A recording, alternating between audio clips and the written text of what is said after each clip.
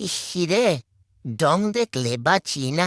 এই ঈদ গেছে গা কবে, এখন আইসে আমারে এই পেডিকিউর মেডিকিউর করাইতে।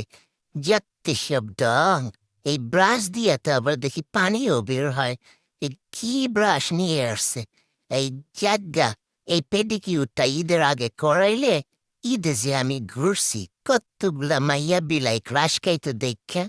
না, একেবারে কোরবানির আগে মনে হইতেছে কোরবানির গরুরে গৈসা মাইজা একেবারে ক্লিন করতেছিস। পাশু টাসু একেবারে কোনো কিছু বাদ নাই।